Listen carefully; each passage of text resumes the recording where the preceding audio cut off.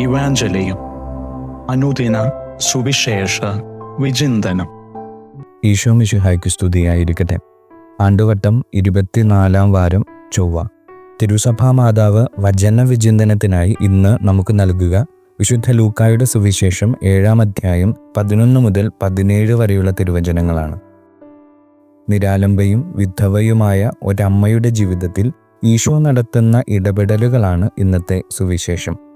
നൈനിലെ വിധവയായ ഒരമ്മയുടെ ഏകമകനെ മരണത്തിന്റെ ഇരുളിൽ നിന്ന് ജീവന്റെ വെട്ടത്തിലേക്ക് കൈപിടിച്ചുയർത്തുന്ന ക്രിസ്തുവിന്റെ വലിയ അനുകമ്പയാണ് ഇന്നത്തെ സുവിശേഷ ധ്യാനം. സുവിശേഷത്തിലെ അമ്മ വിധവയാണ്. മരണപ്പെട്ടത് അവളുടെ ഏകമകനാണ്. അതുകൊണ്ട് തന്നെ അവൾ വളരെ ദുഃഖിതയുമാണ്.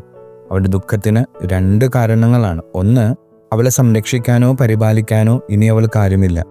2, മകന്റെ മരണത്തോടെ അവളുടെ കുടുംബ പാരമ്പര്യം അവസാനിച്ചു എന്ന യാഥാർത്ഥ്യത്തെ അവൾ അഭിമുഖീകരിക്കുകയാണ്. അപ്പോഴാണ് വഴിമധ്യേ ക്രിസ്തുവുമായൊരു കണ്ടുമുട്ടൽ. അത്ഭുതപ്പെടുത്തുന്നൊരു വസ്തുത, ഒരു വാക്കുപോലും ക്രിസ്തുവിനോട് അവൾ പറഞ്ഞിട്ടില്ല എന്നതാണ്. ഈശോയിൽ നിന്ന് ഒരത്ഭുതവും അവൾ ആവശ്യപ്പെട്ടില്ല. തൻ്റെ മകൻ്റെ ജീവന് വേണ്ടി യാചിച്ചില്ല. മറ്റത്ഭുതങ്ങളിലൊക്കെ കാണുന്നത് പോലെ വിശ്വാസം പ്രഖ്യാപിക്കുകയോ പ്രകടിപ്പിക്കുകയോ ചെയ്തില്ല. ഒരുപക്ഷെ യേശു ആരാണെന്ന് പോലും അവൾ തിരിച്ചറിഞ്ഞിരിക്കില്ല. എന്നിട്ടും ക്രിസ്തു അവൾക്കു വേണ്ടി അത്ഭുതം പ്രവർത്തിച്ചു. ഒറ്റ കാരണമേയുള്ളൂ, അത് ക്രിസ്തുവിന് അവളോട് തോന്നിയ അനുകമ്പയാണ്.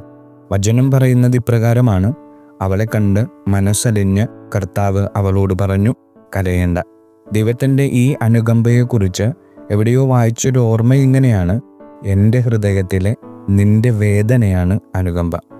ആരുമില്ലാത്തതിൻ്റെ ഒരമ്മയുടെ ഹൃദയനൊമ്പരം ഈശോ അനുഭവിച്ചതുകൊണ്ടാണെന്നേ ഈശോയ്ക്ക് അവളോട് അനുകമ്പ തോന്നാനുള്ള കാരണം. കരയരുത് എന്ന് അവൻ പറയുമ്പോൾ അതിനർത്ഥം ഞാനുണ്ട് നിന്റെ കൂടെ എന്നുകൂടിയാണ്. നൈനിലെ വിധവയുടെ മകനെ ഉയർപ്പിക്കുന്നതിലൂടെ വചനം തെളിച്ചു വയ്ക്കുന്ന പ്രത്യാശയുടെ ഒരു വെട്ടമുണ്ട്. നാം ഹൃദയവേദകൾ അനുഭവിക്കുമ്പോൾ, നാം പ്രതിസന്ധികളിലൂടെ കടന്നു പോകുമ്പോൾ, മുമ്പിൽ ഇനി എന്ത് എന്ന ചോദ്യവുമായി ജീവിതത്തിൻ്റെ വഴിത്തിരിവുകളിൽ പതറി നിൽക്കുമ്പോൾ, നാം ഒറ്റയ്ക്കല്ല, കൂട്ടിന് ഒരു ദൈവം കൂടെയുണ്ട് എന്നതാണ് ആ പ്രത്യാശയുടെ വെട്ടം.